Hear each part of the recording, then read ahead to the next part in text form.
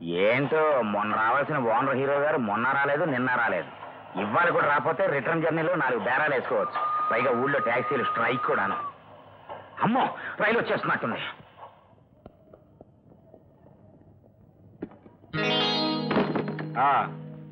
పడేసావా? వాడికి బుద్ధి లేదు. పెట్టిపోయి పెట్టా 4 పెట్టలు చిక్కులేదు. ఇన్నిసార్లు చెప్తాను ప్రయాణం. నేను కదరా వాడిని, బుద్ధి ఉండాల్సింది కదరా నాకు. లెంపలు వాయించుకోవాలి.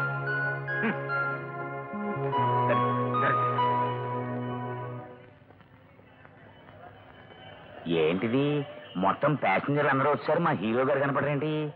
రాలేదన్నమాట. Lucky chance. ఏంటమ్మా ఊళ్ళోకి రావా? ఇవాళ ట్యాక్సీలు స్ట్రైక్ అండి. నా కారులో దింపుతారండి. రండి. నాది పబ్లిక్ ట్యాక్సీ కాదండి, ఓనర్ బండి. పైగా ఫారెన్ కారు. అందుకని మీరే కొంచెం చూసి ఇవ్వాలి. మీకు 30 రూపాయలండి. మీ బాబుకి చీచి పావు టికెట్ 7.5 అండి. మొత్తం 37.5. మామూలు ట్యాక్సీ అయితే 25 దాకా అవుద్దండి. చూసారా నా కారు? అమెరికా నుంచి ఈ మధ్య స్పెషల్ గా తెప్పించామండి. ఇదిగో డబ్బు.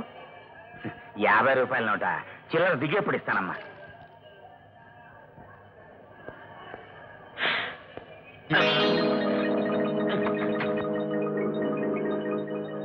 మీరు దిగండి అమ్మా, దిగండి. ఏమయ్యా, ఏమైంది? అయ్యో దిగాక చెప్తాను, దిగండి. ఎందుకు దిగాలి? నేను దిగను. నా కొంప ముంచెట్టుంది వీడ. Good morning sir. మార్నింగ్. ఏమిటో కంగారు? ఎవరో అమ్మాయి? అమ్మాయి నా చెల్లెలు సార్. స్వయానా నా తోబుట్టు. పాపం దిక్కుమాలింది. జీవితంలో అన్నీ పోగొట్టుకుంది. ముఖ్యంగా పసుపు కుంకం.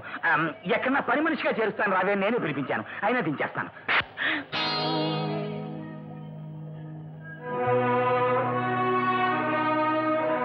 అతను చెప్పింది ఒకటే నిజం.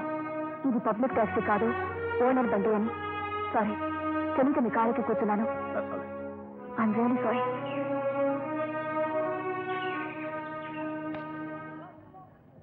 ఓనర్ కార్లను కిరాయి తోలే బుద్ధి ఇంకా పోలేదన్నమాట.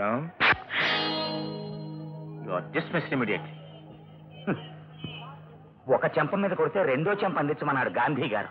నేను అందించకుండానే 2 చెంపలు వాయించేశారు. నా ఉద్యోగం ఓడబికేశారు. ఉద్యోగం పోతే పోయింది, సెల్ఫ్ రెస్పెక్ట్ పోయిందే. ఇందాక స్టేషన్లో చెల్లి అన్నందుకు నా చెంప పగలగొట్టావు. ఇప్పుడు చెల్లెలు కాదు అనుకుని నేవనా చేస్తే ఏం చేయగలవు? ఏం చేయగలవు? మళ్ళీ కొట్టావా? లెంపకాయలు కొట్టంలో నువ్వేమన్నా ఫారెన్ రిటర్నా? అసలు నన్ను చూస్తే ఏమనిపిస్తుంది నీకు? ఏది అనిపించడం లేదు, ఏది అనుకోను. సేవోటి రా బాబు. మీ కష్టం నాకు అక్కర్లేదు. ఇదిగో డబ్బు. డబ్బును చూసినా మీలాంటి వారిని చూసినా శ్రీ మహాలక్ష్మిలా కనిపిస్తారు. ఆ సూట్ కేసు కూడా అయ్యమ్మా. పదండి. ఎటొచ్చి మా అయ్యగారే బొత్తిగా అర్థం కావట్లేదు ఈ మధ్యన. ఏమిటి మీ అయ్యగారికి లూజా? అబ్బాయి అదేం లేదమ్మా. ఆయన మనసు అన్నపోస బంగారం. కాకపోతే ఏంటంటే కష్టం మీద కష్టం వచ్చి పడుతుంది. అయ్యగారికి మొదటి భార్య పోయింది. 2వ పెళ్లి చేసుకోవటం ఆయనకి సుతరాము ఇష్టం లేదు. కాకపోతే బంధువులంతా కలిసి ఆయన మెళ్ళ వంచి ఒప్పించారు. తీరా ఆయన పెళ్లి పీటల మీదకి వచ్చేసరికి పెళ్లి కూతురు కాస్త పారిపోయింది. మరి ఆ మహాతల్లి ఎవరో గాని దేవుళ్ళలాంటి మా అయ్యగారిని కాదు అని వెళ్ళిపోయిందంటే జీవితాంతం కష్టాలను అనుభవిస్తూనే ఉంటుంది. ఇదమ్మా ఆగిపోయారేంటి? నేను చెప్పలా మా అయ్యగారు చాలా మంచివారని? మన కోసమే కారాకుంటా. అమ్మగారు, అయ్యగారు వచ్చి మిమ్మల్ని కారెక్కమన్నారు. మరి నన్ను దొంగకి రైలుతోలే వెధవి నిన్నెందుకు రమ్మంటారు? అయితే ఈవిడ రాదు పో. వీడు శుద్ధ పోసుకోవాలమ్మా. మీరండి. సారీ, నేను రాను. అదేంటి అమ్మగారు? తాగుబోతు కారులో నేనే కాదు, ఎవరు రారు. నేను ఇలా అన్నానని మీ అయ్యగారికి వెళ్ళి చెప్పు. అక్షరాలా చెప్పు. పిలిచి కారెక్కమంటే నోటుకు వచ్చినట్టు మాట్లాడతారా? లోకం ఎంత?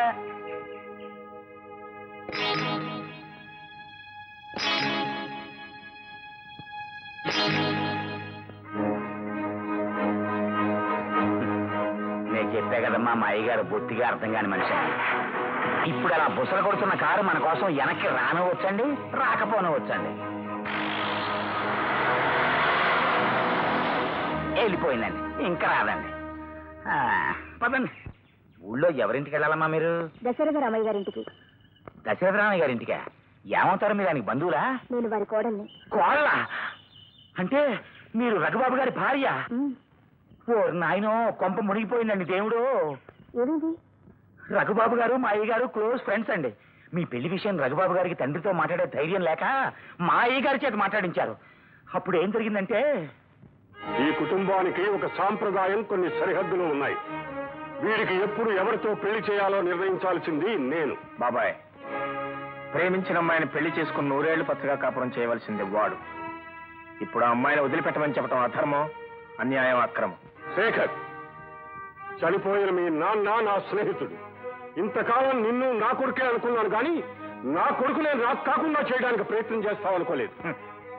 మీ కొడుకుని మీకు కాకుండా చేసిన నేను కాదు, మీరు. అంటే బ్రతుకునిచ్చిన వాళ్ళ కోసం బ్రతుకును పంచుకోవాల్సిన వాళ్ళని వదులుకోమని చెప్పడం మీ దౌర్జన్యానికి నిదర్శనం. మీరు అవునన్నా కాదన్నా రఘు అమ్మాయిని పెళ్లి చేసుకుంటాడు. ఆ నిర్ణయానికి మీరు వచ్చినప్పుడు ఎప్పుడు ఈ ఇంటి గడప కూడా తొక్కే అవకాశం లేదని మీరు గ్రహించండి. ఎంత మూర్ఖంగా ప్రవర్తిస్తున్న మీ ఇంటి గడప తొక్కే అంత మూర్ఖులం మేము కాదని మీరు గ్రహించండి. Good boy. సరా, అదమ్మా జరిగింది. మరి ఆనాడు కొడుకునే కాదన్న మొండి మనిషి ఇప్పుడు మిమ్మల్ని ఇంట్లోకి రానిస్తాడా అని. కానీ ఆయనే నన్ను రమ్మని ఉత్తరం రాశారు. ఉత్తరం రాశారా? మరి ఉత్తరం రాసిన పెద్ద మనిషి రోజు స్టేషన్కి కారు పంపించాలి కానీ మిమ్మల్ని ఇలా నడిపించడం ఏంటమ్మా? ఏదో తిరకాసు ఉంది ఇందులో. అదిగో అదేనండి మీ మామగారి భవంతి. మా అయ్యగారికి ఆయనకి పడదు, అందుకని నేను కూడా ఆ గడప తొక్కను. మీరు వెళ్ళండమ్మా.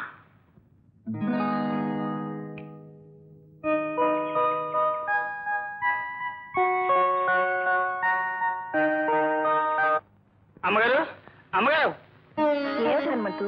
చిన్నబాబు గారిని తీసుకుని కోళ్ళమ్మ గారు వస్తున్నారమ్మా. అలాగా? అవునమ్మా, రండమ్మా.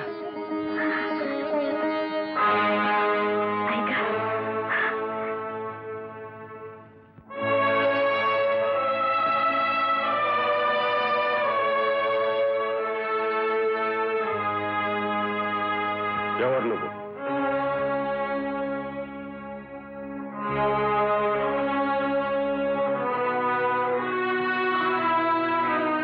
ఎవరు నువ్వు?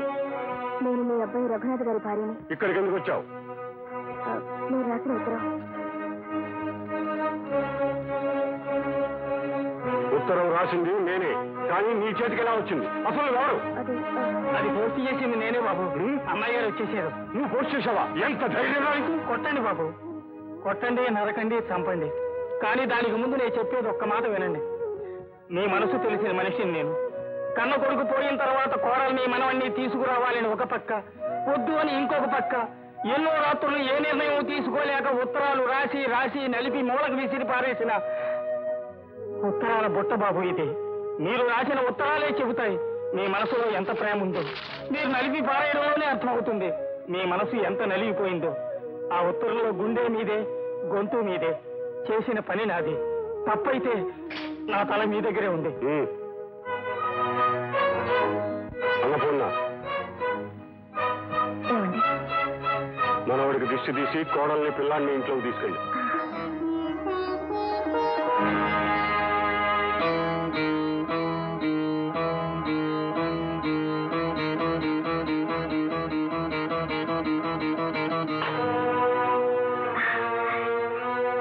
ఇలాగే అమ్మా. బాబు, హనుమంతు, అమ్మా, బాబుని అయ్యగారికి చూపించి తీసుకొస్తాను. అమ్మాయికి అబ్బాయి గది చూపించు. రండమ్మా. ఏమండి? ఏమండి చూడండి, బాబుది అచ్చు మన అబ్బాయి పోలికే.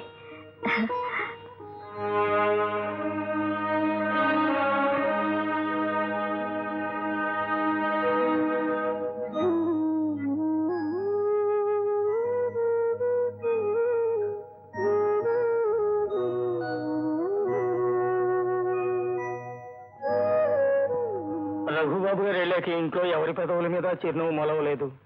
ఈ గది తలుపులు తెరవలేదు. నిన్ననే పెద్దమ్మ గారు మీరు వస్తారని సిద్ధం చేయించారు.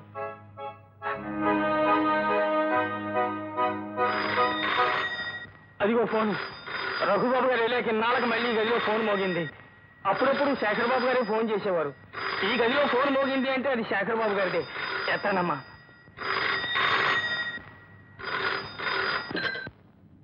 హలో. హలో, ఎవరు?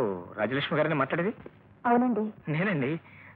నేనంటే రఘు, అదే మీ భర్త గారు లేరండి, ఆయన ప్రాణ స్నేహితుడిని. నా పేరు శేఖర్ అంటారు. అలాగా? I'm sorry, I'm extremely sorry. మీరెవరో ఏమిటి ఎప్పుడు మా డ్రైవర్ చెప్పాడు. మిమ్మల్ని కారెక్కించుకోకుండా వచ్చిన ఫోన్ నేనే. I regret. మా స్నేహితులు కొడుకుని చూడాలని ఎంతో ఆశగా ఉంది. అసలు వెంటనే వచ్చి అక్కడ వాడాలనుకుంటున్నాను. కానీ నేను అక్కడ రావడం మా బాబాయ్కి ఇష్టం ఉండకపోవచ్చు. If you don't mind, will you please do me a favour? ఇవాళ ఒకసారి బాబుని తీసుకుని మా ఇంటికి రండి. మనం శేఖర్ ఇంటికి వెళ్ళడం జరగదు. ఎందుకని? ఆయన ఒప్పుకోరు. నేను ఆయనకి కించపరచలేదని అనుకుంటున్నాను. వయసు వచ్చిన ఒకే ఒక కొడుకు. తన మనసు నచ్చిన అమ్మాయిని పెళ్లి చేసుకుంటానంటే కఠినంగా ఆయన వద్దన్నప్పుడు తల్లిగా కడుపులో బాధ అలాగే దిగమింగుకుని మౌనంగా నిలబడ్డానే తప్ప నోరు విప్పలేదమ్మా. ఆ కొడుకు ఒక బిడ్డ పుట్టాడని తెలిసినప్పుడు నేను నాయనమ్మనయ్యానన్న ఆనందంతో రెక్కలు కట్టుకుని నీ దగ్గరకు వాలిపోదామనుకున్న నేను రెక్కలు తెగ్గొట్టుకుని నా దురదృష్టానికి కుప్ప కూలిపోయానే తప్ప ఆయన మాటని కాదనలేదు. ఆఖరికి ఆ ఒక్క కొడుకు ఈ లోకాన్ని విడిచి వెళ్ళిపోయాడన్న వార్త విన్న నేను కడుపు శోకాన్ని గుండెల్లోనే దాచుకుని కుమిలి కుమిలి ఏడ్చనే కాని ఒక్కసారి వాడి శవాన్నైనా చూపించండి అని అడగలేదు.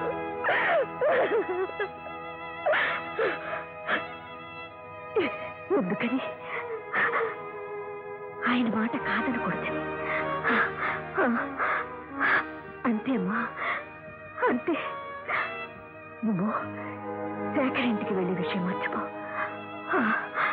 మర్చిపోమ్మా.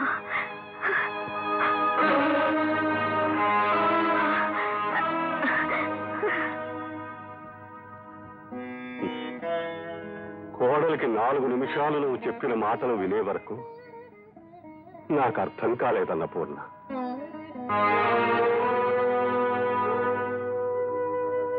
కన్న తండ్రిగా అబ్బాయి భవిష్యత్తు కోసం అంత కఠినంగా ప్రవర్తించాడనుకున్నానే కానీ నా ప్రవర్తనలో అంత అహంకారం దుర్మార్గం ఉన్నాయనుకోలేదు. ఏమండి, నన్ను క్షమించండి. నేను చెప్పవలసిన మాట నువ్వు చెప్పి నన్ను బాధ పెట్టకు. ప్రపంచంలో అన్నిటికన్నా గొప్పది తల్లి ప్రేమే అంటారు. కానీ అంతకన్నా గొప్పగా భర్త మీద గౌరవం చూపించగలిగిన నీకు జీవితాంతం రుణపడి ఉంటుంది. సర్వదా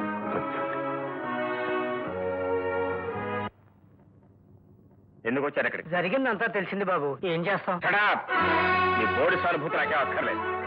అంత దీనస్థితి కూడా నేనేం దిగుతారలేదు. నేనే పెళ్లి చేసుకోవాలనుకుంటే కోటి మంది సిద్ధంగా ఉన్నాడు తెలుసా?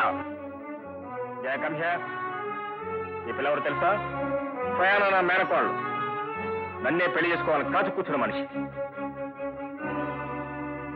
ఎవరికో కట్టాలనుకున్నాను, ప్రాప్తంలో వాళ్ళకి కడుతున్నాను.